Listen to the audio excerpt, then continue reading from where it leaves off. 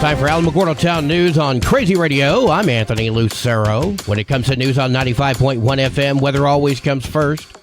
Record heat continues across the Ohio Valley into the southern Appalachians through today, with relief on tap for the weekend. Not much above average temperatures will build across the Pacific Northwest, northern Great Basin, and into the northern Rockies. Active thunderstorms are expected along and ahead of a strong front pushing into the upper and mid-Mississippi Valley and into the Ohio Valley across the central to southern plains. That's going to produce some heavy rains, flooding, and severe weather. Heavy rains and isolated flash floods are possible across Louisiana and the upper Texas coasts.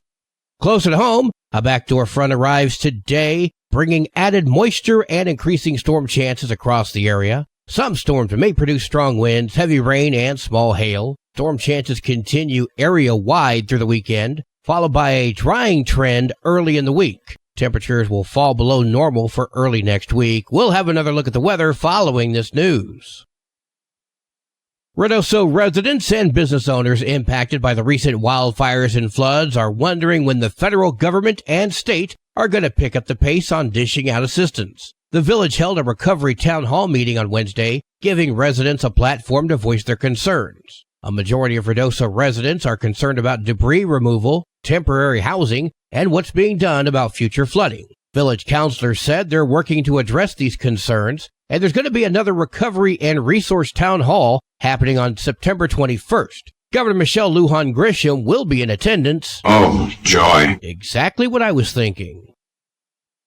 After two wildfires ravaged the Rio Bonito area in the past decade, Bonito Lake has finally opened as of sunrise this morning. We spoke with Alamogordo Mayor Susan Payne. We are opening Bonito Lake for fishing this weekend. We're pretty excited about that. We're trying to work with Fish and Game to get some more fish in there. Bonito Lake was initially supposed to open on Saturday, May 25th. However, that was unable to happen due to the Blue 2 fire. But after years of hard work, the lake and dam were restored, and the lake was filled with water in 2023. Although fishing is only permitted for now, the city of Alamogordo has begun restoring properties along the Rio Bonito and Bonito Lake for recreational activities.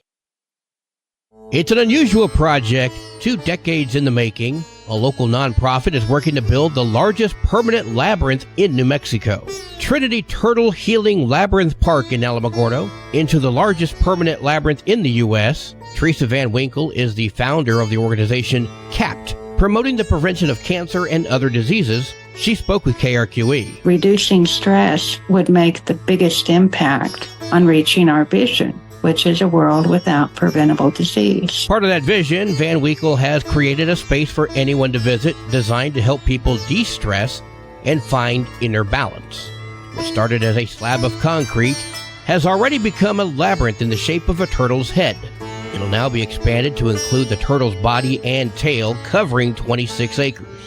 Van Winkle said a simple walk along the geometric paths can reduce stress, and parts of the turtle are meant to reflect the past, present, and future. The plan is to finish the full labyrinth by December at a cost of over $750,000. They've raised most of that money through donations. The park is open 24/7, and everyone is welcome to visit. This is our little way of bringing peace and harmony and joy to the world. Sounds like some people want to make Alamogordo more like Sedona. LULAC presents a conference on civil rights and social justice in October. We heard from Stan Hernandez. The LULAC Conference on Civil Rights and Social Justice will take place on October the 12th from 7 a.m. to 7 p.m. at the NMSU Tay Center. That's New Mexico State University in Alamogordo. Special guests are Tom Saines, President and Lead Counsel for MALDEF, the Mexican-American Legal Defense and Education Fund, who will deliver the keynote. Again, that's on Columbus Day 2024. Send an email to get more information, oterocountylulac@gmail.com. Invitations will be sent via email, and RSVPs are required. You can hear the commentary in full on our YouTube channel. Well, today is Friday. That means we get a cat chat from Kitty City. Hi, this is Kathy Denton with Kitty City, and welcome to this week's edition of Cat Chat. Kitty City took in a litter of 4 kittens when they were only 4 weeks old. They were immediately taken home by one of our fantastic fosters to be cared for and loved. The foster succeeded in every aspect of raising these kittens. They are well-adjusted, happy, and content. The kittens are now 9 weeks old and ready for their forever homes. Meet Perkins, the lone male of the litter, and his 3 sisters, Katerina, Cleopatra, and Kathmandu. The kittens are all litter box trained and have been around adult cats and small dogs. They also have been vaccinated. Katerina is black in color except for white spots on her belly. She has medium fur. She is the cuddliest of all the kittens and loves to curl up in a lap and nap all day. Katerina is very gentle and will purr the entire time while being petted. She loves exploring with Perkins and playing with her siblings constantly. Cleopatra is also a black kitten with medium fur. She is identical in looks to her sister Katerina, except Cleopatra's belly is all black. These 2 sisters are attached at the hip, as the saying goes. Cleopatra is a ball of energy. She is going to want a home with places to climb, but she has a gentler side and comes right up to humans for pets whenever people are around. Kathmandu is a short-haired tuxedo. She started out as the bravest kitten, was always exploring and playing. As she's gotten older, Kathmandu has become a bit more calm. She will still follow the pack anywhere they go, but now she's just as likely to hang out with an affectionate human. She loves to play for hours in her cat tunnel. Perkins is a short-haired gray tabby with white. He was the runt of the litter, but now he is the leader of the pack.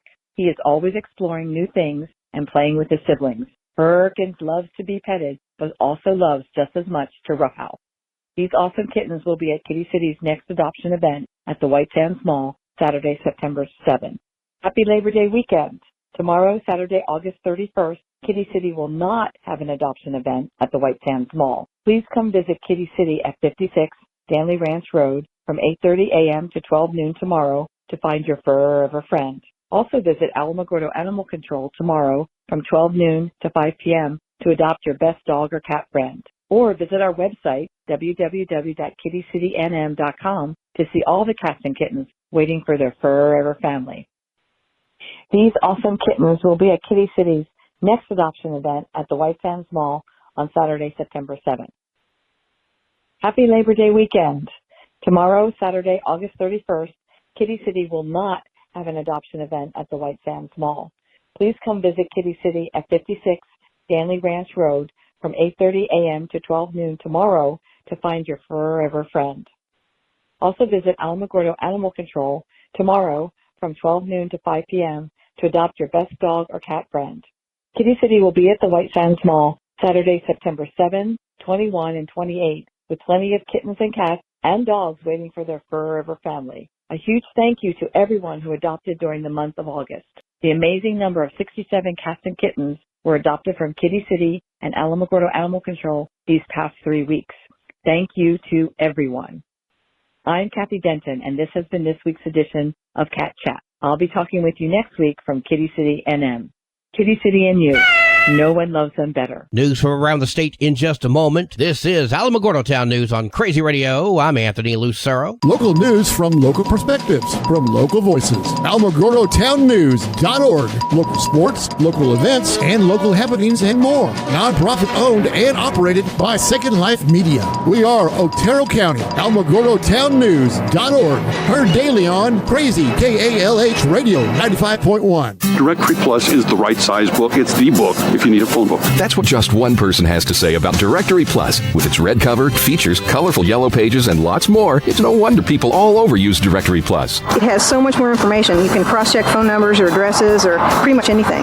Look on the plus side, Directory Plus. I'm a big fan of Directory Plus. The Santa Fe Police Department arrested 18-year-old Alvera Luna Herrera, who was accused of trying to sexually assault 2 girls. On August 16th, a juvenile told police that she was leaving Capitol High School when a man attacked her and tried to assault her. She screamed for help, and that's when he took off. On August 20th, a different juvenile told police that while she was walking home from Capitol High, a male ran up and grabbed her and placed his hand over her mouth. She was thrown to the ground. The suspect fled when he was told police were on their way. The students gave the same description, which led police to Luna Herrera. Police say he admitted to being the suspect in both incidents. He was arrested and charged with 6 counts of criminal sexual contact and 1 count of false imprisonment. New Mexico Public Education Secretary Arsenio Romero has resigned this past Wednesday, effective immediately. Romero is one of the 5 finalists for president of New Mexico State University. An NMSU spokesman says that they have not yet hired Romero as president. Turns out the governor gave Romero an ultimatum.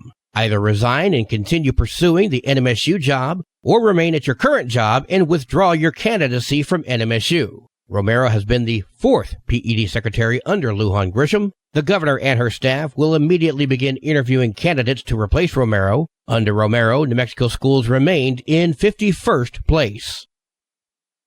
The New Mexico Department of Health is making it easier to see prices before you get the bill. New Mexico Health Secretary Patrick Allen spoke with KOB. This is an effort to pull back the curtain on healthcare costs. That's not to say that there should never be differences in prices. Lots of times there are good reasons for those differences.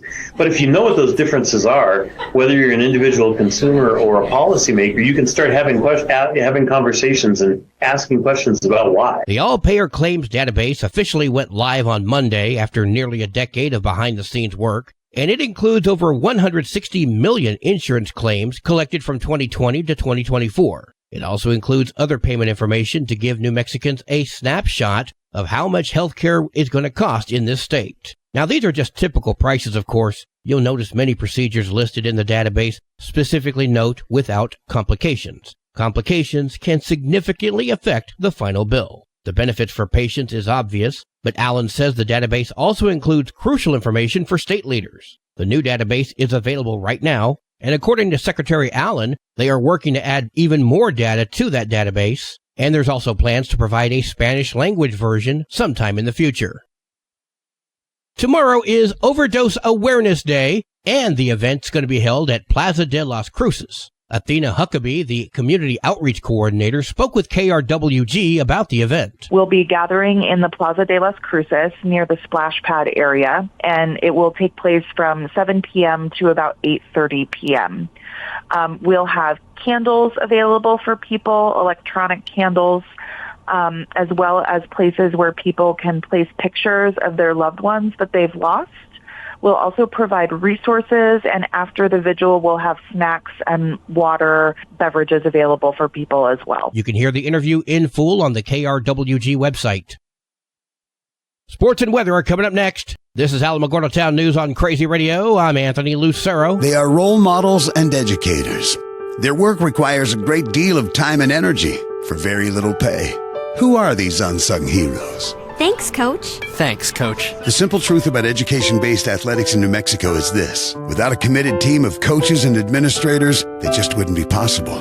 School sports, they bring out the best in all of us. This message presented by the New Mexico Activities Association and the New Mexico Athletic Directors Association. There are 37 matches today for New Mexico volleyball, including Animas at Hatch, Jefferson at Oregon Mountain, and Las Cruces heads to Odessa. And Friday Night Lights shine bright tonight as 41 games for New Mexico football, including Lordsburg at Cloudcroft, Hondo at Elida, Hatch at Chaparral, and Alamogordo heads to Roswell. Go Tigers! Your Crazy Radio spot-on weather forecast for the Tularosa Basin today calls for mostly sunny skies with a 50% chance of showers and storms. New rainfall amounts between 1/10 to 1/4 of an inch expected, winds gusting up to 18 miles per hour. Tonight, mostly cloudy with a 50% chance of showers and storms, winds gusting up to 21. Mostly sunny tomorrow with a 60% chance of showers and storms, winds gusting up to 20. Your high today in the basin, 87. Low tonight of 63. High tomorrow, 85 degrees. In Cloudcroft, mostly sunny skies today with a 60% chance of showers and storms. New rainfall amounts between 1/4 to 1/2 inch expected, winds gusting up to 20 miles per hour. Tonight, mostly cloudy with a 60% chance of showers and storms. New precipitation amounts up to 1/4 to 1/2 inch expected, winds gusting up to 24. Tomorrow, mostly sunny with a 70% chance of more showers and storms. New precipitation amounts around 1/10 of an inch expected, winds gusting up to 16 miles per hour. Your high today in Cloudcroft, 62, low tonight of 45, high tomorrow, 63 degrees. Local breaking news can be found on our website, alamogordotownnews.org, and learn more about Crazy Radio by visiting KALHradio.org. Also, check out the Crazy KALH Radio YouTube channel. That's where we post our daily newscasts, complete interviews, and other information which concerns everyone in the Tularosa Basin. Be sure to give this video a like and subscribe to our channel if you've not done so already. That way you too can remain informed of the goings-on in the Tularosa Basin. And that concludes today's edition of Alamogordo Town News on Crazy Radio. I'm Anthony Lucero.